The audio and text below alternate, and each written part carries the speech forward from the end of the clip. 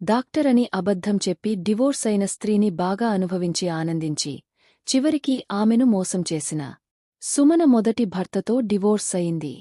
విక్రమ్ అనే హృదయ శస్త్రచికిత్సకుడు సుమనను వివాహం చేసుకుంటానని ఆమె తండ్రి మనోజ్కు చెప్పాడు. మనోజ్ సుమనకు ఈ విషయం తెలిపి విక్రమ్ను కలవడానికి ఒక రెస్టారెంట్కు తీసుకువెళ్లాడు. అక్కడ విక్రమ్ వచ్చినప్పుడు మనోజ్కు భోజనం చేస్తున్నప్పుడు హృదయాఘాతం వచ్చింది. విక్రమ్ అతన్ని తాను పనిచేసే హాస్పిటల్కు తీసుకువెళ్లి చికిత్స చేయించాడు. సుమన అతనికి ధన్యవాదాలు చెప్పి, మీకు నాకంటే మంచి అమ్మాయిలు దొరుకుతారు, మీరు డివోర్స్ అయిన నన్ను ఎందుకు పెళ్లి చేసుకోవాలనుకున్నారు అని అడిగింది.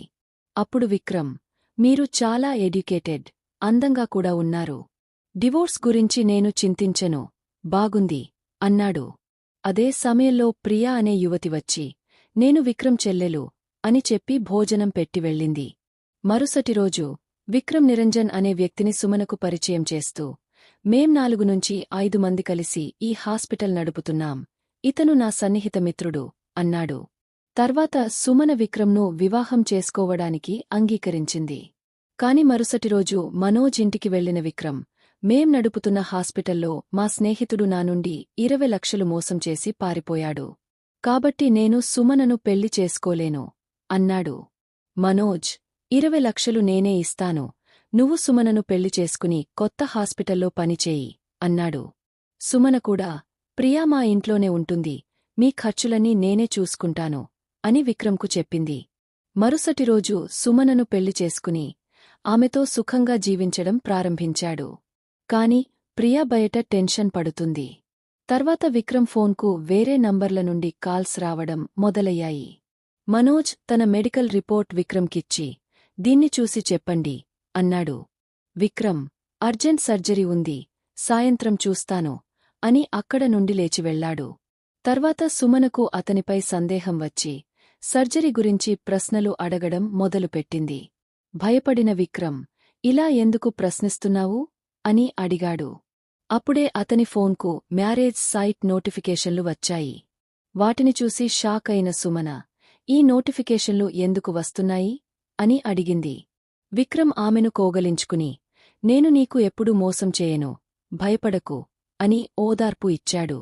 మరుసటి రోజు మార్కెట్లో ఒక స్త్రీ, నయన, సుమనకు పరిచయమై, మీతో ఉన్న వ్యక్తి 2 ఏళ్ల క్రితం నన్ను పెళ్లి చేసుకుని 30 లక్షలు దోచుకుని పారిపోయాడు అని చెప్పింది. సుమన ఆవేశంతో, ఇలా అబద్ధం చెప్పడానికి నీకు సిగ్గులేదా అని ఆమెను కొట్టింది. నయన, నేను అబద్ధం చెప్పట్లేదు, కొద్ది రోజుల్లో నిజం మీకు తెలుస్తుంది అని చెప్పి తన నంబర్ ఇచ్చి వెళ్ళింది. ఇంటికి తిరిగి వచ్చిన సుమన ఈ విషయం ప్రియాకు చెప్పింది. ప్రియా, నాకు బొడ్డున బాధగా ఉంది అని అరవడం మొదలుపెట్టింది. విక్రమ్ ఆమెను తక్షణం హాస్పిటల్కు తీసుకువెళ్లాడు.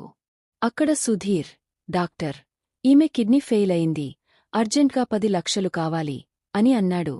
విక్రమ్, నేను ఇప్పటికే రుణాల్లో ఉన్నాను, ఇంత డబ్బు ఎలా ఏర్పాటు చేయగలను అని దుంహకించాడు. మనోజ్, సద్యానికి నేనే ఇస్తాను అని 10 లక్షలు ఇచ్చాడు.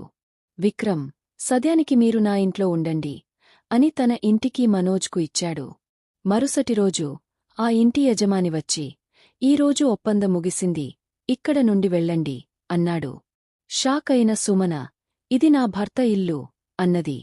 యజమాని, 1 నెల క్రితమే నేను విక్రమ్కు ఈ ఇల్లు అద్దెకు ఇచ్చాను అని చెప్పాడు. వెంటనే వారు హాస్పిటల్కు వెళ్లారు, కాని అక్కడ కూడా బీగాలు వేసి ఉంచారు. విక్రమ్ మరియు అతని టీం దాన్ని కూడా అద్దెకు తీసుకున్నారు. షాక్ అయిన సుమన నయనకు కాల్ చేసి విషయం తెలిపింది. నయన సుమనతో కలిసి పోలీస్ స్టేషన్కు వెళ్లి విక్రమ్పై ఫిర్యాదు చేసింది. పోలీసులు, ఇది ఒక పెద్ద గ్యాంగ్ అని చెప్పారు.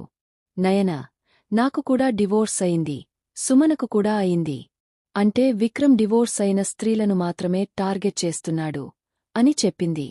తర్వాత పోలీసులు విక్రమ్ను వెంబడించారు. ప్రియా విక్రమ్ను రాజేశ్ అని పిలిచి కోగలించుకుంది. విక్రమ్, నా అసలు పేరు విన్నాక షాక్ అయ్యాను అని చెప్పాడు. ఇప్పుడు మన దగ్గర డబ్బు ఉంది, నా భార్య సంతోషంగా ఉంది కదా అని ప్రియాతో అడిగాడు. అదే సమయంలో సుధీర్ వచ్చి, నేను మరో కోటీశ్వరుడిని టార్గెట్ చేశాను, ఆమె పేరు రిషిక అన్నాడు. కేవలం 2 రోజుల్లో వారి పెళ్లి ఏర్పాటు చేశారు. చివరగా పోలీసులు మనోజ్కు హార్ట్ అటాక్ వచ్చిన రెస్టారెంట్ సీసీటీవీ ఫుటేజ్ చూశారు. అక్కడ వేటర్ మనోజ్ ఫుడ్లో ఏదో కలిపినట్లు తెలిసింది. పోలీసులు అతనిని అరెస్ట్ చేసి విక్రమ్ ఎక్కడ ఉన్నాడు అని అడిగారు. అతను రిషికా అడ్రస్ ఇచ్చాడు.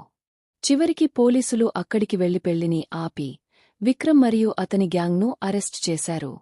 కథా ముగింపు.